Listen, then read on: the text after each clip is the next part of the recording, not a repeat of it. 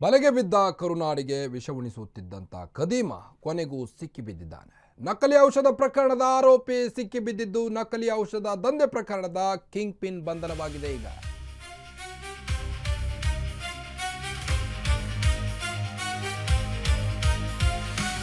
ನೋಡಿ, ನಕಲಿ ಔಷಧ ದಂಧೆ ಪ್ರಕರಣಕ್ಕೆ ಸಂಬಂಧಪಟ್ಟಂತೆ ಕಸ್ಟಮ್ಸ್ ಅಧಿಕಾರಿಗಳ ಬಲೆಗೆ ಬಿದ್ದಿದ್ದಾನೆ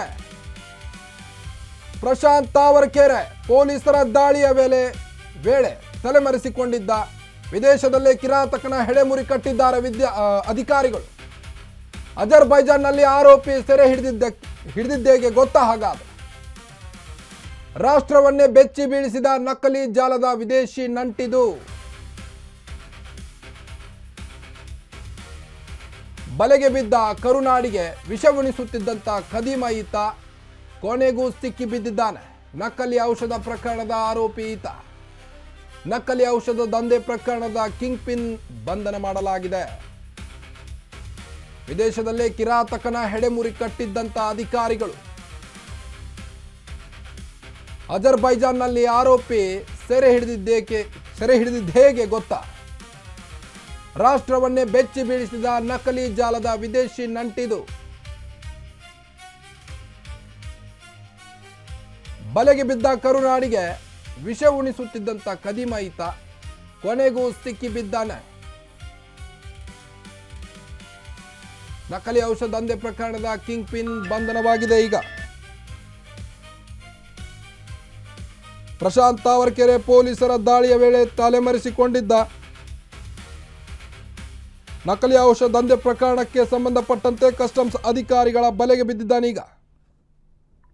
ವಿದೇಶದಿಂದ ನಕಲಿ ಔಷಧಗಳನ್ನು ತರಿಸಿಕೊಂಡು ಕರ್ನಾಟಕದಲ್ಲಿ ಮಾರ್ತಾ ಇದ್ದ ಈತ.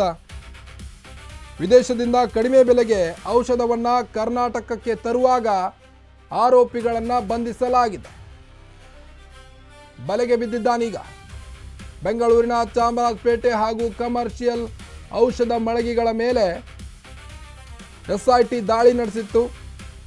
ದಾಳಿಯ ವೇಳೆ ಇಂಟರ್ಪೋಲ್ ಮುಖಾಂತರ ಆರೋಪಿಗಳನ್ನೀಗ ವಶಕ್ಕೆ ಪಡೆಯಲು SIT ಅಧಿಕಾರಿಗಳು ಮುಂದಾಗಿದ್ದಾರೆ. ಅಕ್ರಮ ಔಷಧ ಸಂಗ್ರಹ ಮಾಡಿರುವ ಮಾಹಿತಿ ಮೇರೆಗೆ SIT ಅಧಿಕಾರಿಗಳು ದಾಳಿ ಮಾಡಿದ್ದಾರೆ. ವಿದೇಶದಿಂದ ಕಡಿಮೆ ಬೆಲೆಗೆ ತಂದು ಔಷಧವನ್ನು ಕರ್ನಾಟಕಕ್ಕೆ ತರುವಾಗ ಆರೋಪಿಗಳನ್ನು ಬಂಧನ ಮಾಡಲಾಗಿದೆ. ಕಸ್ಟಮ್ಸ್ ಅಧಿಕಾರಿಗಳು ಎಚ್ಚೆತ್ತುಕೊಂಡು ಈಗಾಗಲೇ ಆರೋಪಿಯನ್ನು ಬಂಧಿಸಿದ್ದಾರೆ. ಪ್ರಶಾಂತ್ ತಾವರಕೆರೆ ಪೊಲೀಸರ ದಾಳಿಯ ವೇಳೆ ತಲೆಮರೆಸಿಕೊಂಡಿದ್ದ ನಕಲಿ ಔಷಧ ದಂಧೆ ಕಿಂಗ್ ಪಿನ್ ಆರೋಪಿ ಬಂಧನ. ಅಜರ್ಬೈಜಾನ್ನಲ್ಲಿ ಆರೋಪಿ ಪ್ರಶಾಂತ್ ಅರೆಸ್ಟ್ ಆಗಿದ್ದಾನೆ.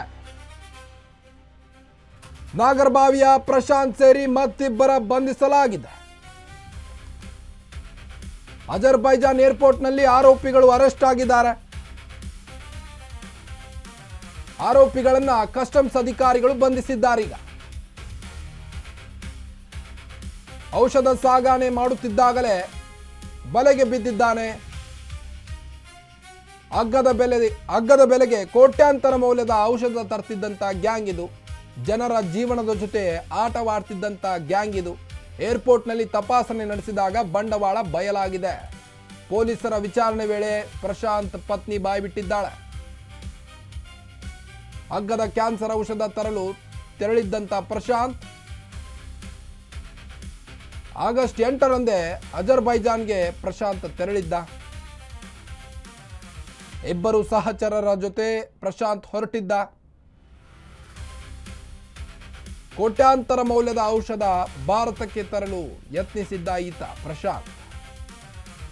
ದೊಡ್ಡ ಪ್ರಮಾಣದ ಔಷಧ ಕಂಡು ಕಸ್ಟಮ್ಸ್ಗೆ ಅನುಮಾನ ಮೂಡಿದೆ. ಕೂಡಲೇ ಆತನನ್ನ ಪರಿಶೀಲನೆ ಮಾಡಿದ್ದಾರೆ. ಈ ಹಿನ್ನೆಲೆ ಇಂಟರ್ಪೋಲ್ ನೆರವು ಪಡೆದಿದ್ದಂಥ SIT ಅಧಿಕಾರಿಗಳು ಇಂಟರ್ಪೋಲ್ ಮುಖಾಂತರ ಆರೋಪಿಗಳನ್ನು ವಶಕ್ಕೆ ಪಡೆದಿದ್ದಾರೀಗ.